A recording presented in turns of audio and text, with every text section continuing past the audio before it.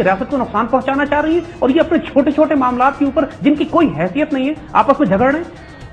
पाकिस्तान को इस वक्त एक मजबूत मरकज की जरूरत है कि जो तमाम सूबों के ग्रीवेंसेस को दूर करे, थ्रेट एनालिसिस करे, इन सारी चीजों को जिसको हमने रिकग्नाइज किया और आइडेंटिफाई करवाया, इन सब चीजों को आइडेंटिफाई और रिकग्नाइज करके अच्छे तरीके से एक एक इशू को हैंडल करे। यकीन कीजिए सारे इश्यूज मैनेजेबल हैं, कोई प्रॉब्लम नहीं है, कोई खतरा अल्लाह के फजल से मुल्क को नहीं है।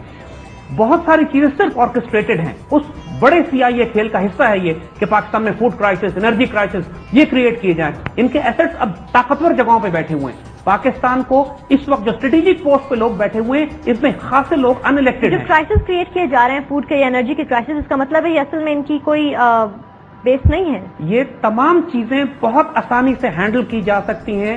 पाकिस्तान के फॉरेन एक्सचेंज रिजर्व चंद माह में $7 अरब गायब हो गए। कहां गए किसी को नहीं मालूम है। ये प्लीज ट्राई टू अंडरस्टैंड, खतरात इतने बड़े नहीं हैं।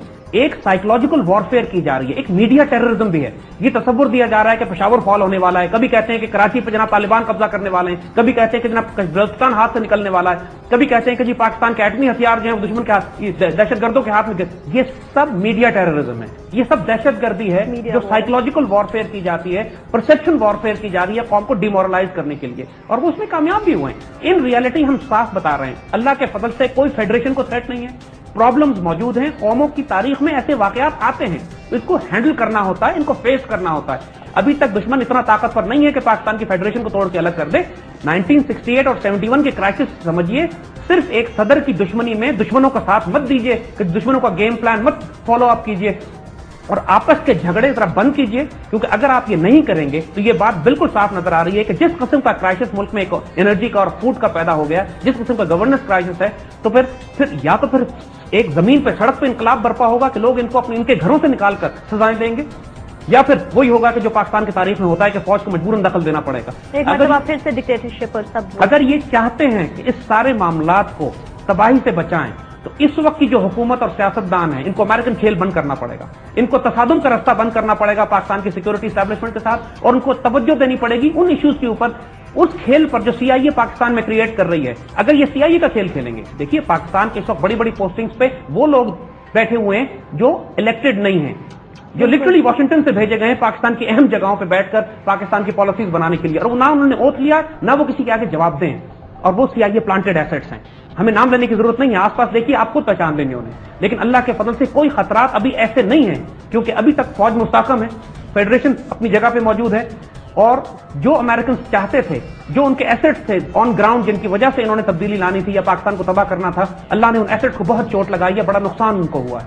तो लिहाजा घबराने की जरूरत नहीं है, दुआ भी कीजिए, बद्दुआ भी कीजिए। वो लोग जो पाकिस्तान के खिलाफ काम कर रहे हैं उनके लिए बद्दुआ भी कीजिए, और पाकिस्तान की सलामती के लिए दुआ कीजिए। अल्लाह के फजल से कोई हालात ऐसे बुरे नहीं है, मायूस होने की जरूरत नहीं है। आज हमने सारा खेल खोल के रख दिया इनका सामने, और अब पाकिस्तान की सिक्योरिटी एस्टैब्लिशमेंट को और पाकिस्तान के सियासतदानों को दोनों को अपनी जिम्मेदारी पूरी करनी है कि आपस में तसादुम करने के बजाय मिलकर बैठे और पाकिस्तान के इंटरेस्ट को दिफा करें, और जो इंडियन, इसराइली और मुसाद और अफगान खेल पाकिस्तान के खिलाफ हो रहा है उसको काउंटर करें, आपस में लड़कर दुश्मनों को मौका न दें। देखिए पाकिस्तानी कौम से हम ये बात कहेंगे कि अगर आप मायूस हो गए और खौफजदा हो गए तो इसका मतलब है कि दुश्मन का प्रोपेगेंडा जीत गया।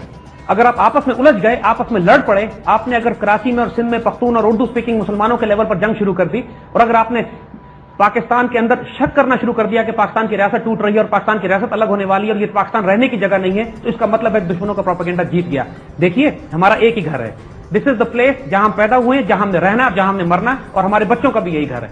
इस मुल्क के लिए हम लड़ेंगे भी, और इस मुल्क के लिए हम हर तरह से स्टैंड भी लेंगे और हर कुर्बानी भी देंगे। लिहाजा ये वक्त आजमाइश का है, उम्मीद रखें इस पाकिस्तान के साथ, हौसला रखिए, यूनाइटेड रहिए, दुश्मन के खेल को समझिए और देखिए, आपस में मुत्तहिद रहिए, और जो कंट्रीब्यूशन आप इस मुल्क के साथ कर सकते हैं, आप ताजिर हैं तो पूरी तरह तजारत में काम कीजिए, अगर आप कोई सर्विसेज दे रहे हैं तो पूरी तरह अपना काम कीजिए सिंसियरिटी, अपनी सिंसियरिटी के साथ, ताकि दुश्मन जो हमारी सोशल और सिविक लाइफ को तबाह करना चाहता है वो उसमें नाकाम हो। और हौसला रखिए और एक दूसरे को भी हौसला दीजिए, क्योंकि बहुत मैसिव कैंपेन हमारे खिलाफ की जा रही है। इस वक्त हम कमजोर जरूर हुए हैं, लेकिन अल्लाह के फजल से दुश्मन इतना ताकतवर नहीं है कि हमें हड़प कर जाए। वो अभी सिर्फ प्लानिंग कर रहा है, उसने अपने मोहरे बिठाए जगह पे, और अल्लाह भी हमारी तायद कर रहा है कि जिस तरह कश्मीर में उसने हमारी मदद की, जिस तरह पाकिस्तान के अंदर उनके बड़े बड़े एसेट्स आपस में टकरा गए या उनके बड़े बड़े एसेट्स को मार पड़ी है अल्लाह के फजल से, तो फिक्र न कीजिए, हालात इंशाल्लाह आगे ठीक होने वाले हैं, ठीक होंगे। लेकिन सियासतदानों को बहुत ज्यादा जिम्मेदारी का मुजाहरा करना पड़ेगा, और आपस में जो इस वक्त ये लड़ रहे हैं और पूरी कौम के जो इंटरेस्ट हैं پاکستان کے جو مفادات ہیں کوئی سیاسی جماعت اس وقت ان کا دفاع نہیں کر رہی سوائے اپنے مقصد